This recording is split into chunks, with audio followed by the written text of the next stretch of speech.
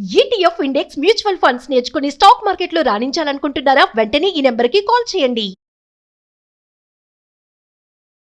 నమస్తే రమగారు. నమస్తే. రమగారు, మనం విక్రమ బేతాళ కథలు సిరీస్ లాగా చెప్పుకుంటూ వస్తున్నాం కదా.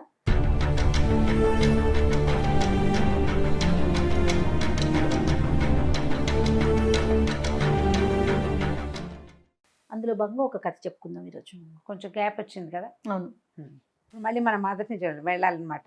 పట్టుబదలని విక్రమార్కుడు మళ్ళీ వెనక్కి నడిచి వెళ్ళాడు, చెట్టెక్కాడు, శవాన్ని భుజాన్ని వేసుకున్నాడు, దిగాడు.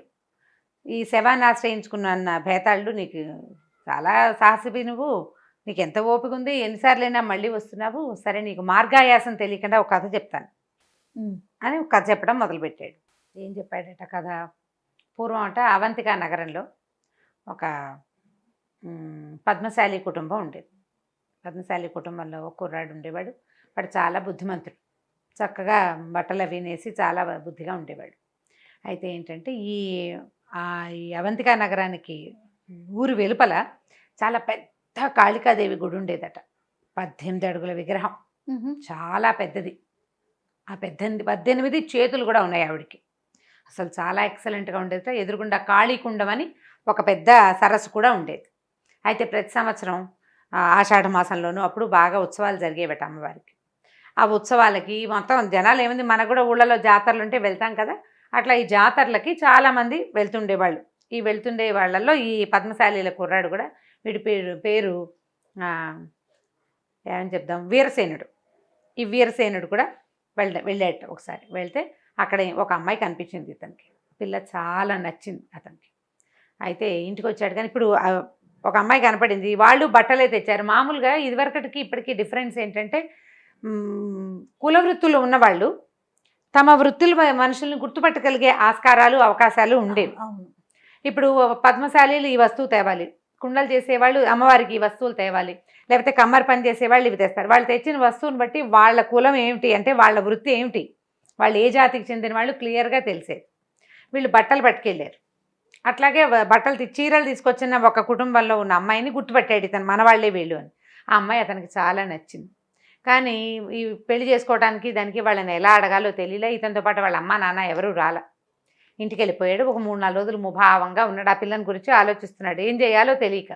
అయితే వాళ్ళ నాన్న ఈ బట్టలు నేస్తున్నప్పుడు దారాలు తెగిపోతుంటే అడిగాడు, ఏమిటో దారాలు తెంపేస్తున్నావు, అన్యమనస్కంగా ఉన్నావు, నీ మనసు ఎక్కడో ఉంది, సరిగ్గా ఏం జరిగింది, అక్కడ ఏమైనా గొడవ అయిందా, ఎవరితోటన్నా మాట్లాడేవా అని అడిగితే, కాదు నాన్న, అక్కడ ఒక అమ్మాయిని చూశాను అని చెప్పాడు. చెప్పేసరికి వాళ్ళ నాన్న అన్నాడు, అంత ఆలోచన ఎందుకురా, మనవాళ్లే కదా, అమ్మాయి ఎవరు ఏమిటో పేరు చెప్పండి. ఏదో పేరు చెప్పాడు, శుభలక్ష్మో వెంకటలక్ష్మో మొత్తానికి ఒక పేరు. సరే ఈయన ఏం చేశాడు, ఎవరు ఏ టైంకి వచ్చారు, ఏ బట్టలు తెచ్చారు, వాళ్ళ నాన్న అమ్మ ఎలా ఉన్నారని కనుక్కుని, వాళ్ళైతే మనకు తెలిసిన వాళ్ళేనని, సరే ఈ ఊరికి ఇంకో పక్కగా ఉన్నారనమాట వాళ్ళకి కబురు చేశాడు. కబురు చేసేసరికల్లా వాళ్ళు ఒప్పుకున్నారు పెళ్ళికి. అమ్మాయిని తీసుకొచ్చి పెళ్లి చేశారు. హాయిగా సంతోషంగా ఉండేవాడు ఈ వీరసేనుడు భార్యతోటి. అయితే ఏమైందట, ఇప్పుడు ఊరికి ఒక పెడలో వీళ్ళున్నారు, రెండో పెడలో వాళ్ళు ఉన్నారు. ఊరికి మధ్యకి, అంటే బయటికి, ఊరు బయట మధ్యకి అమ్మవారి గుడి ఉంది. అయితే ఏమైందట, సంక్రాంతి పండుగ ఏదో వచ్చింది. పండగలకి అల్లుళ్ళని తీసుకెళ్తారు కదా. అయితే బావమరిది వచ్చాడు ఈ వీరసేనుడిని తీసుకెళ్ళటానికి, చెల్లెల్ని వీరసేనుడిని తీసుకెళ్ళటానికి. అయితే ఇవి సామాన్యమైన కుటుంబాలే, బళ్ళు రథాలు అవి ఉన్నవాళ్ళు కాదు. కాలినడకనే బావమరిది వచ్చాడు. ఎవరిదో తెలిసిన వాళ్ళ బండి వస్తే బండిలో ఎక్కొచ్చాడు. ఈ చెల్లెల్ని బావని తీసుకెళ్దాం అనుకున్నాడు. సరే వాళ్ళు ఏమన్నారు, వెళ్ళేటప్పుడు తినడానికి ఏవో చేసి ఇచ్చారు. అక్కడి నుంచి 4 రోజుల్లో మా పిల్లాన్ని మళ్ళీ పంపించేసేయమని ఏదో చెప్పారు. 2 పూటలు ఉంచుకున్నారు. బావమరిదిని బయలుదేరారు. బావమరిది, భార్య, అంటే అన్న చెల్లెలు భర్త, వీళ్ళు ముగ్గురు బయలుదేరారు. ఈ నడిచి వెళ్తుంటే ఏమైంది, కాళికాదేవి గుడి వచ్చింది. అది దాటి రెండో పక్కకి తిరిగితే వాళ్ళ ప్లేస్ వస్తుంది అనమాట, అత్తారిల్లు వస్తుంది. అయితే ఏమైంది, బయట కూర్చుంటే అట్లా చల్లగా బాగుంది. అబ్బాయి అన్నాడు, అమ్మవారి దర్శనం చేసుకుందామా అన్నాడు. ఈ అన్న చెల్లి అన్నారు, ఓ పువ్వు లేదు, కాయ లేదు, ఊరెళ్ళడానికి బట్టలు తీసుకున్నాం, అమ్మవారి గుళ్ళకి ఒట్టి చేతులతోటి వెళ్తామా, వద్దన్నారు. అనేసరికల్లా ఇతనికి వెళ్ళాలి అనిపించింది. నేను వెళ్తాను అన్నాడు. వీళ్ళు ఏమన్నారు, మేము బయటకు వచ్చుంటాం, నువ్వు వెళ్ళి దండం పెట్టుకురా, అంతగా అయితే తిరిగి వచ్చేటప్పుడు ఏమైనా పళ్ళు ఫలాలు ఇంటి దగ్గర నుంచి కొబ్బరికాయ పువ్వులు గివ్వులు తీసుకుని వస్తామన్నారు. ఇతను లోపలికి వెళ్తే మామూలుగా కొంచెం జనసమర్థంగా హడావిడిగా ఉంటుంది. వీళ్ళు ఉత్సవాలు అప్పుడే వెళ్తున్నారు. ఖాళీగా ఉన్న దేవాలయాన్ని అతను ఎప్పుడూ చూడలే.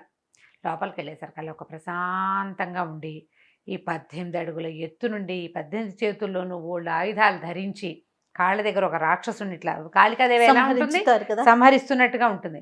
అది చూసేసరికి అలా ఎంత ఉద్వేగంగా అయిపోయిందంటే ఆ జేజులోకి లయం అయిపోవాలనిపించేసింది వాడికి.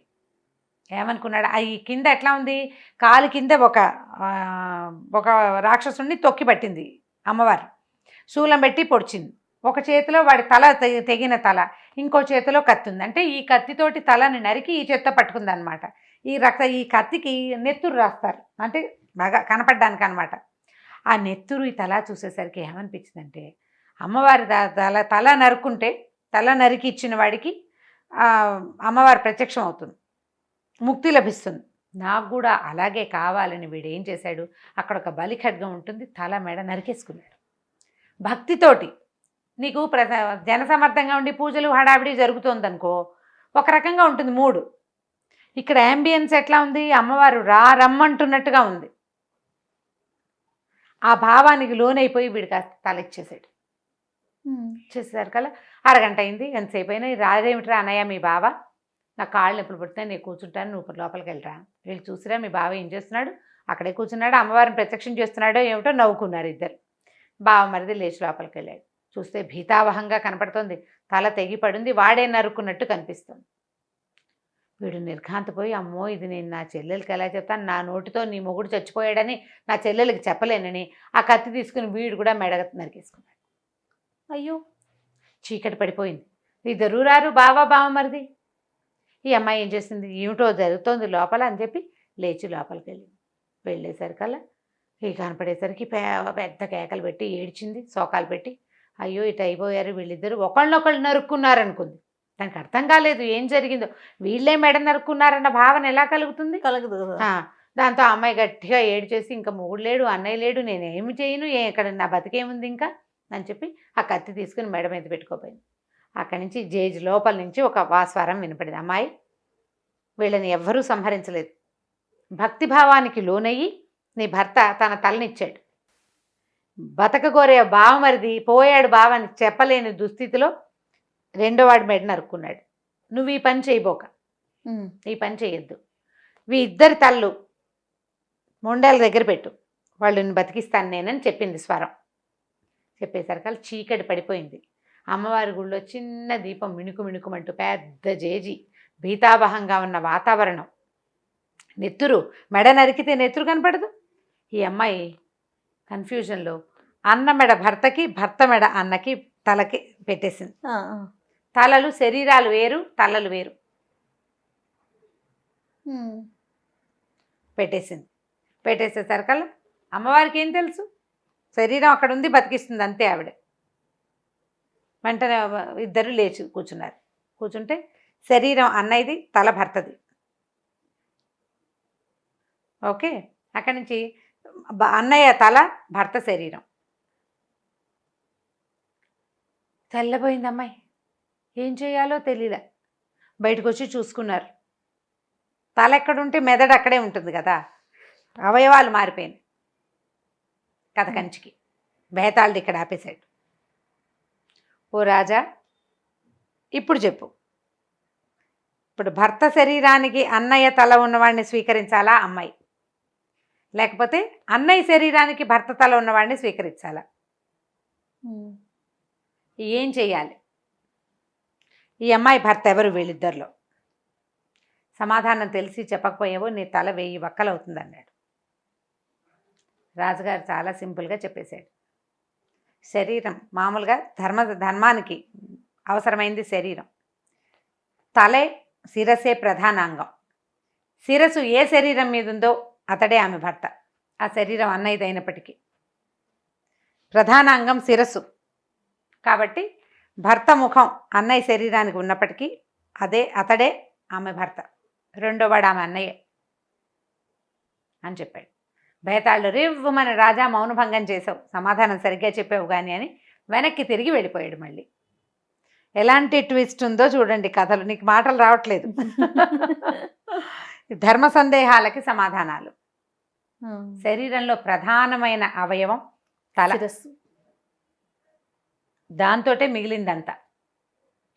ప్రధానాంగం శిరస్సు కాబట్టి శిరస్సు ఎక్కడుంటే అక్కడే. అదే ఆ అమ్మాయి భర్త అని చెప్పేశాడు విక్రమార్కుడు. దాంతో భేదాలు కరెక్ట్ సమాధానం, వెళ్ళిపోయాడు వెంటనే. పిల్లలకి జాగ్రత్తగా చెప్పండి కథ, ఏది చెప్పాలో ఏది చెప్పకూడదు ఆలోచించి సరిగ్గా చెప్పండి. పెద్ద పిల్లలు అయితే వినేస్తారు, పర్వాలేదు. చిన్న పిల్లలకి ఈ కథ చెప్పాలంటే మాత్రం జాగ్రత్తగా చెప్పండి.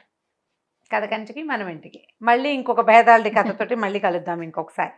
నా పదం కూడా మీరే చెప్పేస్తారు. నమస్తే రమ్మగారు. నమస్తే జయ. ఈ వీడియో కనుక మీకు నచ్చినట్లయితే లైక్ చేయండి, షేర్ చేయండి. మరిన్ని వీడియోస్ కోసం మా ఛానల్ని సబ్స్క్రైబ్ చేసుకోండి.